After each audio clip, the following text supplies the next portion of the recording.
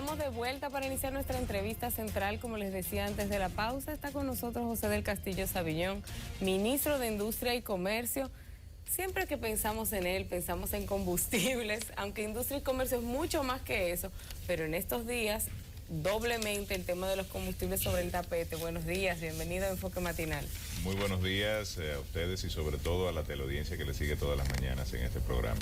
Tenemos que comenzar con ese... Hay muchos temas. Tenemos que comenzar con ese que está sobre el tapete doblemente. Sí. Todas las semanas recibiendo buenas noticias de baja de combustibles, pero una gran discusión sobre si el transporte y los demás productos de primera necesidad deben bajar cuando la población lo que siente son aumentos en muchos de estos productos. ¿En qué punto estamos? Porque los empresarios del transporte han trancado el juego. Mira, como iniciaste real y efectivamente desde mediados de julio de este año y transfiriendo una tendencia que se ha registrado en el mercado internacional, que dicho sea de paso nadie anticipaba, pero para una buena noticia para la República Dominicana, que es un importador neto de combustibles en sentido general y petróleo, pues el petróleo ha descendido y nosotros hemos venido transfiriendo esa disminución. Como decía, desde mediados de julio hasta la fecha se han producido o rebajas o congelamientos en los precios de los combustibles. Esto ha permitido que la gasolina, estamos hablando de 21 semanas consecutivas, y ha permitido que las gasolinas hayan disminuido alrededor de 40 pesos y los gasoil alrededor de 30 pesos. Muchos dicen que no es suficiente. Bueno, es normal que la población siempre quiera más aumentos, más rebajas, como es lógico. O sea, es un alivio adicional a el bolsillo de los consumidores de los combustibles y nosotros lo que queremos es transferir la mayor cantidad del aumento que podamos.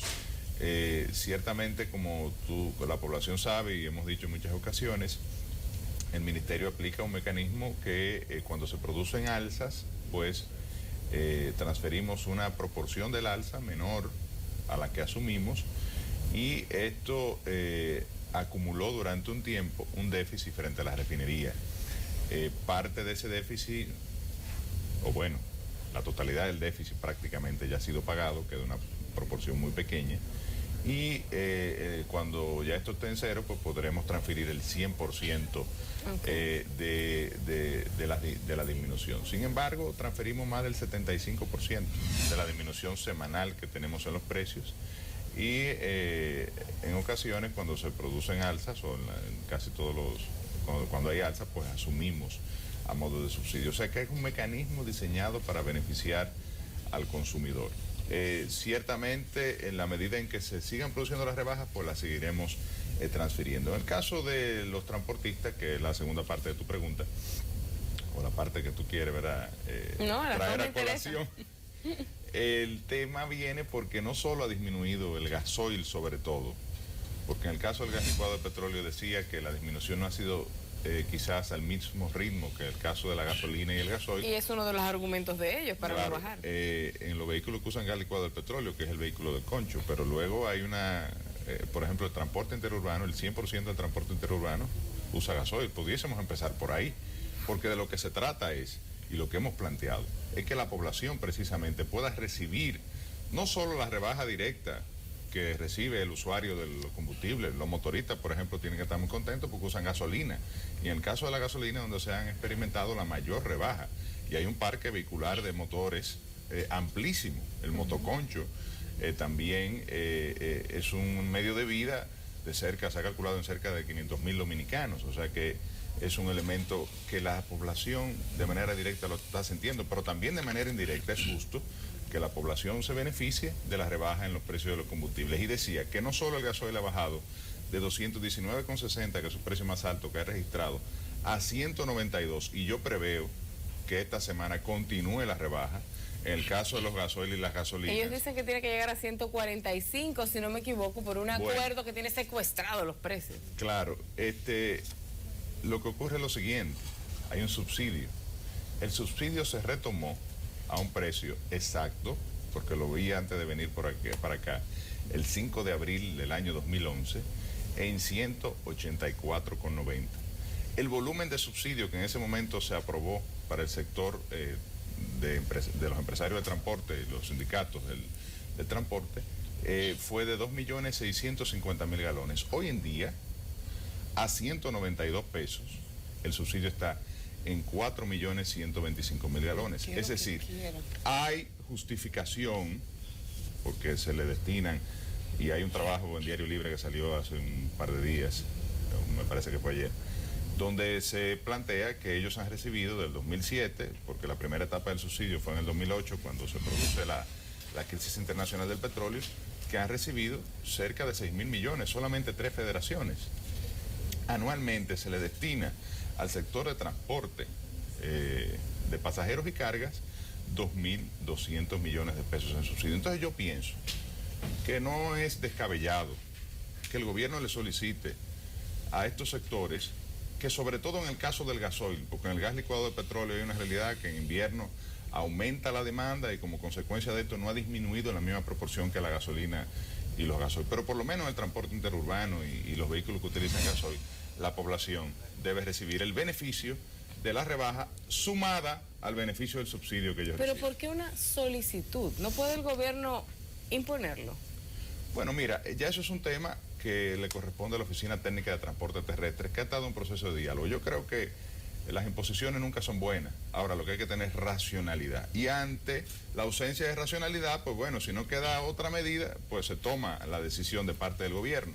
Pero siempre yo favorezco en primer lugar el diálogo, un diálogo franco, serio y honesto, porque a veces surgen muchas posiciones hipócritas en estos temas, y lo importante es reconocer cuál es el volumen de subsidio que se está recibiendo hoy y cuál es el precio y la relación que evidentemente favorece al consumidor. Se justifica en el caso del gasoil, y lo digo responsablemente, una rebaja a los precios. Que durante muchos años escuchamos hablar de un producto capaz. O lo otro es, vamos a llevar el nivel de subsidio al mismo nivel del año 2011, si llegamos, por ejemplo, al mismo precio. O vamos a revisar el subsidio, que de seguro habrá que aplicar una disminución del volumen. Preguntaba que durante muchos años escuchamos hablar de un producto que aparentaba ser la solución a la crisis energética en la República Dominicana. Del gas natural solamente lo veíamos en las revistas.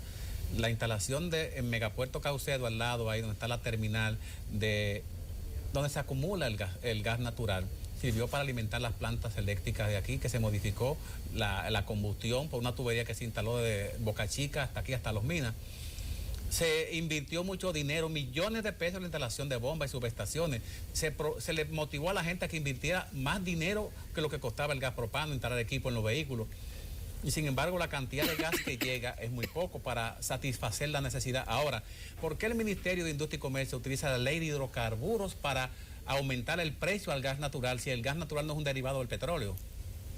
Mira, el gas natural es un combustible fósil, empezando por ahí. Se obtiene a partir del yacimiento de gas con la producción de propano y butano, en este caso es metano, otro producto. Hay un proceso nuevo, una nueva tecnología, que es el fracking, que ha multiplicado hasta por 500 las reservas mundiales. No, perdón. Hay reservas mundiales comprobadas que garantizan el suministro de la demanda mundial hasta por 500 años. El caso de Estados Unidos es el caso más sintomático. Estados Unidos se ha convertido actualmente en un país, siempre ha sido productor de petróleo, pero con la producción masiva y de volumen de gas, se ha independizado de la importación y ahora se va a convertir, o se ha convertido ya en exportador. De eso que se queja Venezuela, de esa nueva metodología de extraer un producto que antes estaba prácticamente inadecuado. No, que antes no existía, o existía en proporciones muy limitadas, o su uso no había sido desarrollado. Sí. Básicamente hacia Europa. Pero esa es la tecnología, de eso se trata. Y bueno, sí, era un producto de mayor uso en Europa, sobre todo en Rusia, y eso que es de los principales, o era de los principales productores mundiales. Ahora Estados Unidos ha realmente revolucionado todo el sector. ¿Qué ocurrió? En un momento donde el petróleo subió de precio, coincidió incluso con nuestra llegada al Ministerio de Industria como en el 2011, como viceministro de Hidrocarburos y Minería, pues el gobierno tomó la decisión de fomentar el gas natural. ¿Pero por qué? Porque el precio del gas natural, real efectivamente en el mercado internacional, estaba a un precio muy atractivo que permitía que el gas fuese una opción. Todavía hoy en día el gas sigue siendo una opción. Naturalmente, cuando tú lo comparas con lo que cuesta una conversión de gas licuado de petróleo, de GLP, y la inversión que hay que hacer para convertir un vehículo a gas natural, que es mucho más costosa, quizás ahí el usuario lo piensa, ¿no? Y luego hay mucho más estaciones de gas licuado de petróleo a todo lo largo y ancho, casi 1000 estaciones del territorio nacional, que las que hay hoy en día en el gas natural. Pero si comparas los precios, ya menos, porque ha bajado mucho, ha bajado el diferencial fruto de la caída de los precios de los combustibles. Si lo comparas, todavía el gas natural es más barato que la gasolina, que el gasoil. Y ya en el caso del gas licuado de petróleo quizás hay una referencia muy cercana, pero todavía sigue siendo un poquito más barato. ¿Qué pasó? Bueno, se produce un terremoto en Japón, alguien que nadie preveía, un hecho de la naturaleza ajeno a la decisión de un gobierno o de una previsión ni siquiera de un organismo internacional ni nada. Japón, uno de los principales consumidores mundiales, renuncia al uso de energía termonuclear, que ahora están volviendo al uso de energía nuclear, y aumenta su demanda de 15 barcos mensuales a 60. El mundo no estaba preparado para suplir esa demanda sin que eso afectara el precio internacional del gas natural. ¿Qué ocurre con Estados Unidos? Que ya hemos hablado de la abundancia de gas natural y del precio que hay en el mercado interno del gas natural, que es mucho más bajo que el que está disponible en el mercado internacional, que todavía no tiene una facilidad de exportación hacia la costa este de los Estados Unidos, que es donde está ubicada la República Dominicana. Entonces, desde mi punto de vista, y todas las previsiones apuntan a eso, es un tema coyuntural que tardará algunos años, en este tema 2 o 3 años. Cuando Estados Unidos entre en la exportación que se prevé para el 2017, el gas natural volverá a disminuir su precio. Todo apunta a que un producto tan abundante, comparativo... No puede ser caro. En algún momento tendrá que bajar su precio. Ahora, esa paciencia no se le puede pedir, claro, al bolsillo del día a día. Hay que entender que mientras no produzcamos ni petróleo ni gas natural, dependemos, que es un poco lo que he planteado al hacerte toda esta historia del gas natural, dependemos de lo que ocurra en otras partes. Entonces no violenta la ley el ministerio cuando maneja el precio del gas natural como si fuera un derivado del petróleo. La ley lo autoriza. La ley lo plantea dentro de la lista de, como combustible fósil. Combustible fósil, okay. Porque la ley de hidrocarburos y combustible fósil, ¿y no la ley 112.00? Hasta el carbón está incluido dentro de los precios. Si se usara carbón en los vehículos, también lo reguláramos. ¿No se había comprometido a mantener el precio de 25 pesos durante un tiempo determinado? Pero ¿y cómo no vamos a comprometer a mantener un precio? Subsidiándolo, sería la única manera, pero el Estado tiene limitaciones. Por ejemplo, en el caso... de las gasolinas, en el año 2012 se subsidió con refinería hasta cerca de casi 6.000 millones de pesos. Ya en el año 2013 eso se pudo pagar y llegó a 1.000 y pico. Hoy en día, por la situación que estamos viviendo de rebaja en los precios, hemos logrado prácticamente eliminar ese subsidio. ¿Cuánto ha representado en dejar de percibir por parte del Estado? En el caso del gas natural, perdón, para terminar la idea y yendo a tu pregunta, debemos casi 4 millones de dólares de subsidio que le hemos dado al gas natural al precio, porque real y efectivamente hemos hecho un esfuerzo para no desincentivar el uso de gas natural en la República Dominicana, que vuelvo y repito, será el combustible del futuro y en el corto, mediano plazo. Ha incrementado el número de estaciones, han incrementado el número de talleres que hacen conversión y de alguna manera pienso que a veces es difícil, pero que no se pierda la confianza en ese Pero la denuncia que hacen los transportistas es que lo que debió haber estado destinado al transporte se ha destinado a la generación eléctrica, que no ha bajado de precio y que se le ha eliminado cantidad, flujo al usuario común. Los transportistas tienen un elemento ahí que es bueno explicar. AES es el único importador de gas natural. AES es un generador. Tiene un contrato con la Corporación Dominicana de Empresas Eléctricas Estatales, específicamente con la distribuidora EDESTE. El contrato, de alguna manera, obliga o plantea que la energía que produzca AES la venda el 100% a la CDE. Por eso AES ha eliminado los contratos de servicio directo a los generadores no regulados. Y tuve la queja de los industriales de que hace un tiempo hubo esa queja de que AES no renovó los contratos con los industriales, sino que sirvió toda esa energía a la CDE. La CDE exige que le sirvan su energía porque es una energía barata, servida con un producto que AES está comprando a un precio que pactó en el año 2000, que es el índice Henry Hub que se utiliza en el mercado interno de los Estados Unidos y que es un precio mucho más barato que lo que está disponible en el mercado internacional. ¿Qué dicen los transportistas? Bueno, si me dan ese gas, yo puedo bajar el precio del pasaje. Yo puedo bajar el precio interno, pero implicaría un incremento del déficit de la CDE porque le subiría en alguna proporción la tarifa eléctrica que le cobra AES al venderle la energía a la distribuidora. O sea que estaríamos de alguna manera desvistiendo un ángel para vestir a otro. Y como quiera, el consumidor recibe, o ya sea de manera indirecta a través de un subsidio mayor al sector eléctrico o directamente por un incremento de la tarifa eléctrica, el impacto que eso implicaría. De todas maneras, yo creo que se puede hacer un esfuerzo, porque todavía el volumen de gas natural que se consume en el sector transporte es muy pequeño y sería cuestión de que AES y la CDE pudiesen ceder un poquito de ese gas. Yo que estoy en industria y comercio quizás puedo pedir eso porque realmente sería un gran alivio para ir disminuyendo un poquito el precio del gas natural y darle más competitividad a este producto. Antes de entrar con el tema, yo le hacía la pregunta de si han podido cuantificar alrededor de cuánto ha significado en dejar de ganar por parte del Estado esta rebaja importante que han tenido los precios de los combustibles en las últimas semanas. Tenemos que hacer una pequeña pausa, pero quisiera que volviéramos sobre ese tema. Vamos a la pausa y ya volvemos.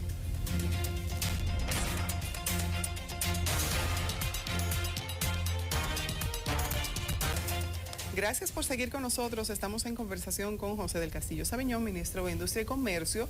Y antes de pasar a otro tema, quisiera que cerráramos el tema de los combustibles. Un poco que nos diga. Sí, por favor. Sí, no se preocupe. Vamos a hablar de muchos otros temas, que hay muchos dentro de Industria y Comercio.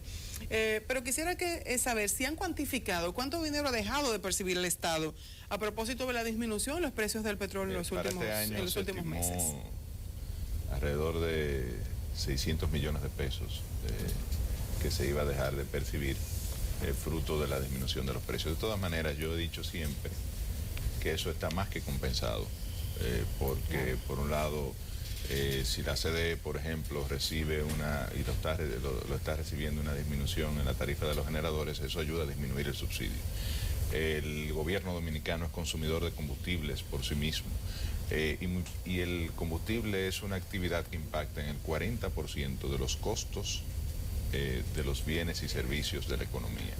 O sea que es un producto que cuando baja de precio tiene un impacto multiplicador que quizá la población no lo está percibiendo, pero en la medida en que eso se va permeando. No en todo lo que debe impactar. Bueno, claro, pero hay un alivio. Definitivamente que el que tiene un vehículo de motor, aunque sea un motorcito, llena el tanque y siente un alivio ahora. Y es lo que quisiéramos seguir, ya para terminar el tema del combustible, produciendo rebajas sucesivas en los precios. Hay un departamento de Industria y Comercio, creo que es SICON o SECON, que se llama. SECON es el Cuerpo Especializado de Control de Combustibles. Ese departamento viene siendo como unos SWAT de Industria y Comercio, que se encarga de... Están en el Ministerio de Defensa. ¿Ya no están en Industria y Comercio? No, porque con la nueva ley orgánica del Ministerio de Defensa, todos los cuerpos de esa naturaleza pasaron al Ministerio de Defensa y se hizo el año pasado. Hicimos una transferencia, pues cumpliendo con el mandato que lógico, es un cuerpo militar y realmente... Pero hay una coordinación técnica, obviamente, con el Ministerio de Industria. De acuerdo. La calidad del gas propano de los combustibles que se consumen en República Dominicana, ¿cómo lo monitorean ustedes? ¿Qué calidad nos están vendiendo en las estaciones de gasolina? Eso en las no lo hace estaciones de gas SECON, propano? eso lo hace ya... No, con respecto ya a Industria y Comercio. Eso lo hace el Instituto Dominicano de Calidad, que era lo que era Digenor antes, en coordinación con Proconsumidor, que ha pasado también, bueno, tiene el elemento de supervisión. Sí. Y eso se monitorea, o sea, es relativamente fácil de monitorear porque hay que monitorearlo en las importaciones. Hay una proporción máxima que establece la ley, que es un contenido de propano del 70% y de butano de 30% máximo. Eso de manera semanal el ministerio recibe la información de las importadoras de cuál ha sido el promedio de la mezcla y establece los precios en función de eso. Eso antes no se hacía. Entonces, hay un producto que es más caro que otro, el butano es más caro que el propano, y con anterioridad, antes de la aprobación en el 2011, después del tema de la denuncia que hizo Proconsumidor muy responsablemente, pues se revisó el reglamento de gases y medidas, que es el reglamento metrológico de gases y medidas, que es el que establece este tipo de regulación, aprobado en esa ocasión por la Conminor, porque ya la Conminor no existe, ahora el CODOCA, luego de la ley que crea el Sistema Dominicano de Calidad. Hay que hacer casi un curso para entender industria y comercio. Se aprende. Y el contenido de la mezcla se monitorea semanalmente, lo que quiere decir, se establece el precio en función de ese contenido de la mezcla. Sí, por la mejor científica el ama de casa, cuando cíclicamente encuentra que el gas no les rinde como la ocasión anterior, que el poder de combustión es mucho menor. Sí, de todas maneras, en el caso de las estaciones, el monitoreo continúa y Proconsumidor sigue haciendo su actividad de supervisión, Indocal también, porque hay el tema también del llenado, ¿no?, de los dispensadores, que hay que calibrarlos constantemente. Y por otro lado, también hay que entender que cuando hay una variación de precio, la gente quizás, el ama de casa que está acostumbrada a adquirir un monto semanal o lo que sea, vamos a suponer 100 pesos, 500 pesos, ¿no?, en función de su consumo de gas, pues hay un incremento y siente una disminución. A veces lo que hace quejarse, cree que le están robando porque el gas ha subido de precio y ella sigue comprando la misma cantidad. Pero hay un proceso constante, y ustedes saben lo responsable que es, en este caso, Proconsumidor, o sea, la dirección de esta entidad. Hay una regulación relativamente nueva, porque es el 2011, que procura realmente corregir los temas de distorsión, y lo importante es que haya una constante supervisión. Quiero aprovechar que hablamos de Proconsumidor, porque recientemente desde el Ministerio de Agricultura surgió la propuesta de que Industria y Comercio y Proconsumidor sirvieran como de alguna forma de intermediación frente a los intermediarios que llevan los productos agrícolas al consumidor final, para controlar los aumentos de precio o las ganancias desproporcionadas. ¿Ha tenido algún curso esta propuesta? Mira, hay un monitoreo semanal que realiza Proconsumidor. ¿El semáforo? Sí, bueno, está lo del semáforo, pero antes de eso, la Dirección de Proconsumidor aplicaba una encuesta, o aplica una encuesta semanal de precios. Nosotros la recibimos todas las semanas, y todas las semanas se produce incremento de algunos artículos y disminución de otros, porque es la ley natural del mercado. Por ejemplo, en este tema, la cebolla ahora ha incrementado su precio, y las amas de casa se dan cuenta, porque hubo un problema con la producción, se autorizó una importación de cebolla. Lo importante es monitoreo y que el gobierno pueda actuar inmediatamente. ¿Cómo actúa el gobierno? Bueno, no emitimos un decreto diciendo la cebolla tiene que tantos pesos. Bueno, autorizamos en este caso, a través de la Bolsa Agropecuaria, de la Junta Agroempresarial Dominicana, la Comisión de Importaciones Agropecuarias, donde está el Ministro de Agricultura, el Director de Aduanas y el Ministro de Industria y Comercio, una importación de un volumen de cebolla que permita suplir el mercado y resolver ese tema, que es una anomalía de... Compensar por la sequía. Claro, por la situación que está afectando la cebolla, que viene dada, tú conoces el tema, por el tema de la sequía. ¿Y qué tal y el proceso de incremento de los precios que se da entre el momento en que se produce y el que llega al consumidor? Sí, lo ideal es hacer un esfuerzo y que el consumidor también entienda que tiene opciones de acercarse más al productor. Están los mercados, obviamente hay que trasladarse a los mercados. Por ejemplo, en Marca Santo Domingo se creó con esa idea, siguiendo el modelo de otros mercados en otras partes del mundo, específicamente el modelo español, que es el modelo que se desarrolló en el Mercado Santo Domingo, y ahí realmente hay una cercanía. El productor va, salta o evita toda la cadena de comercialización que viene para traer un producto del campo. Y que encarece el producto. Claro, porque en cada eslabón de la cadena hay una intermediación, y como consecuencia de eso hay un margen de beneficio. Entonces, desde traerlo de Constanza, por ejemplo, hasta llevártelo a un supermercado, tú lo tienes en una góndola y va y extiende la mano y lo pone en tu carrito, pues obviamente hay todo un proceso. Al menos 4 intermediarios. Y cuidado. Contando rápidamente. Dependiendo de que cada producto tiene un mecanismo de comercialización distinto. Y depende si es un producto agropecuario o industrial o importado. En cualquier caso, lo importante es que el consumidor entienda que tiene opciones y que debe tratar en el caso, sobre todo del producto agropecuario que tú me planteabas, de eliminar esas intermediaciones. Y nosotros, pues obviamente, de continuar el proceso de monitoreo e intervenir en los casos que haya una situación anómala que afecte la oferta de los productos. Hay un tema que a mí me interesa tratar de manera particular. Tiene que ver con energía y minas. Y garantizar la competencia, porque ese es el principal regulador del mercado. Bueno, eso es parte de lo que a ustedes les cae en sus manos. Decía que hay un tema que me interesa bastante y tiene que ver con energía y minas. Recientemente tenemos un Ministerio de Energía y Minas, pero hay todavía un departamento en ese sentido que opera bajo la tutela de Industria y Comercio. ¿Cómo se da esa interacción y qué se está haciendo en ese sentido? No, ya nosotros... Lo cedieron todo también. Desde que se creó el Ministerio de Energía y Minas y desde que se designó el titular, pues lo primero que hicimos... El titular se designó en marzo, febrero del año, de este año, me parece. Sí. Creamos una comisión de ambos ministerios que ha transferido las atribuciones y obviamente ya la Dirección General de Minería, que antes estaba en el Ministerio de Industria y Comercio, pasó al Ministerio de Energía y Minas, igual en el caso de un departamento que teníamos de energía no convencional, también pasó al Ministerio de Energía y Minas. Lo único que ha quedado dentro del marco relacionado con energía es el tema de los combustibles, que de alguna manera es una regulación de mercado interno y está dentro del Viceministerio de Comercio Interno del Ministerio de Industria y Comercio. Pero luego, todo lo que tiene que ver con... hay algunos aspectos que todavía estamos en el proceso de transferencia por el caso, por ejemplo, de la relación con Barrick, donde el Ministro de Industria y Comercio siempre ha sido el representante del Estado y tiene un know-how y una experiencia y una cantidad de trabajos en curso que están pendientes, pues lo hemos trabajado también de manera conjunta. O sea que yo puedo decir que hay una buena relación y que hemos de alguna manera contribuido con la instalación de este nuevo ministerio, como ordenó la ley que crea el Ministerio de Energía y Minas.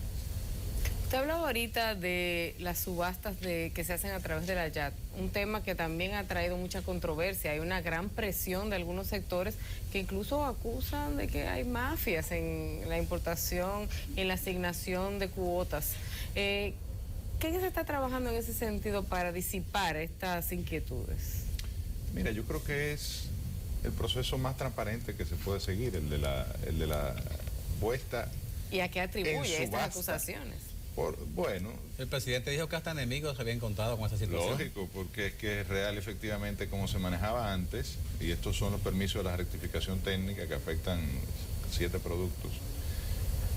Como se manejaba antes, pues en un elemento de secrecía, con discrecionalidad, porque por lo menos en el caso de los contingentes del DERECAFTA hay toda una reglamentación de cómo asignarlos, fruto del acuerdo con Estados Unidos y también un celo de parte de los socios comerciales del acuerdo, especialmente de Estados Unidos, de que se cumpla el proceso que está establecido en el capítulo de acceso a mercados, que establece la distribución de los contingentes, y en el reglamento que está vigente para los contingentes del DERECAFTA. Pero en el caso de la rectificación técnica había un nivel de discrecionalidad tal que a veces se quedaban los escándalos que se generaban, pues todo no tan ajeno, ¿verdad? Quizás a la opinión pública, y el presidente de las primeras medidas que tomó fue llevar eso a un ente como la Junta Agroempresarial Dominicana, que hasta donde yo sé es un ente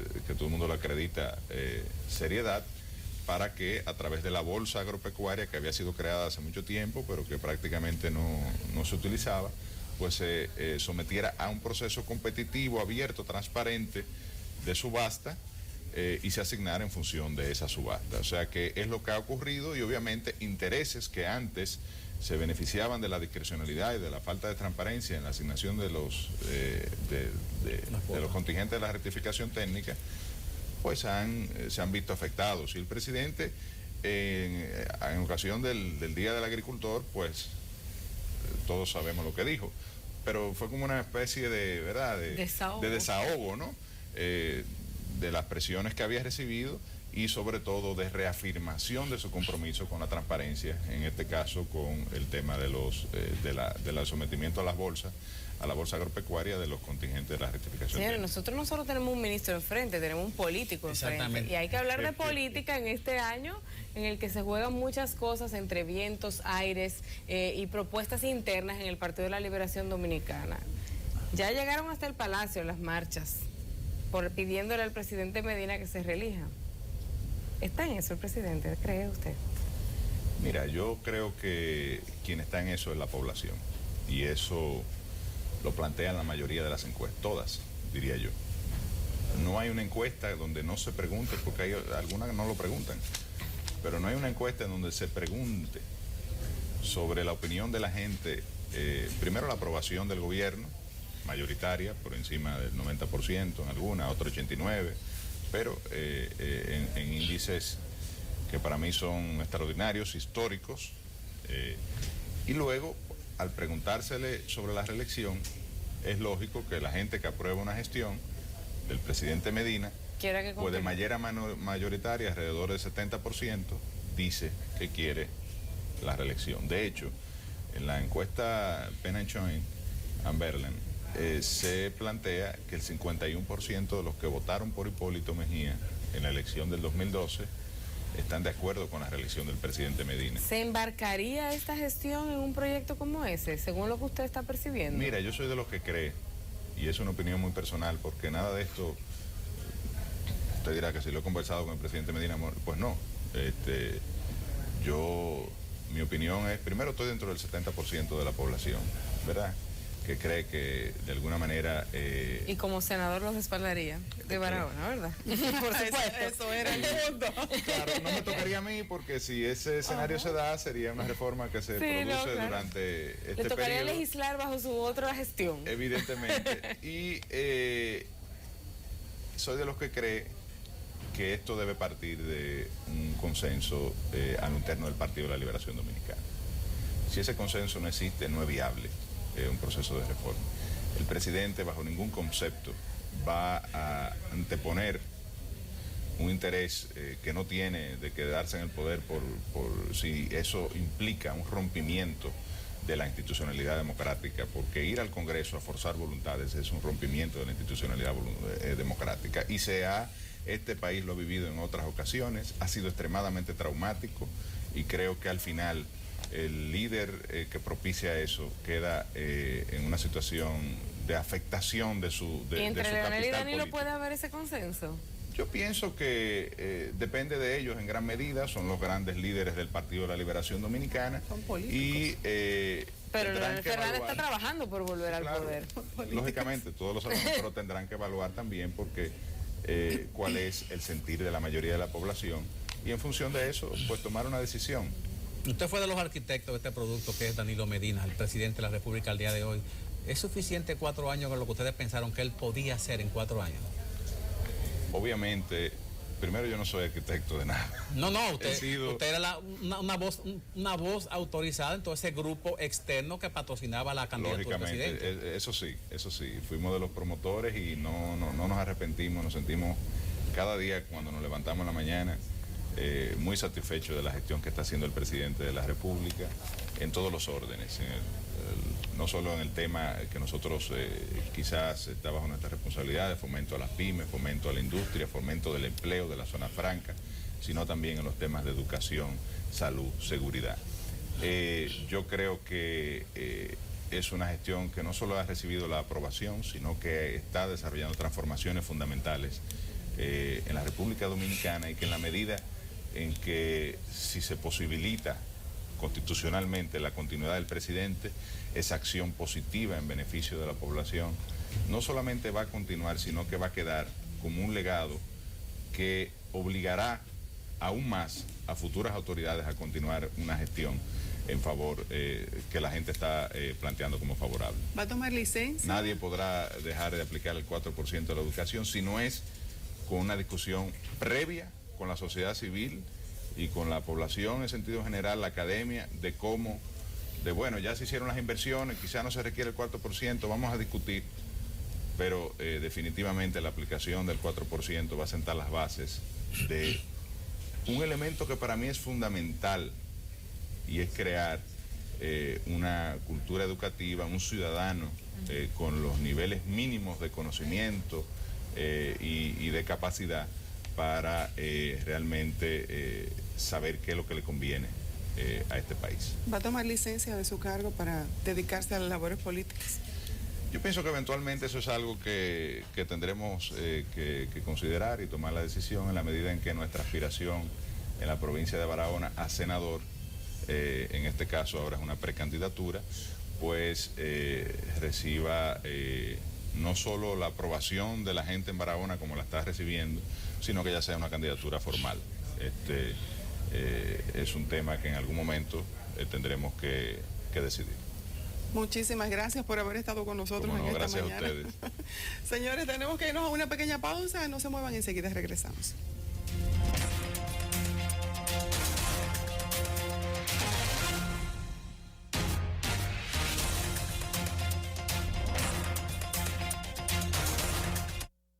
Mami, ¿en qué más usamos el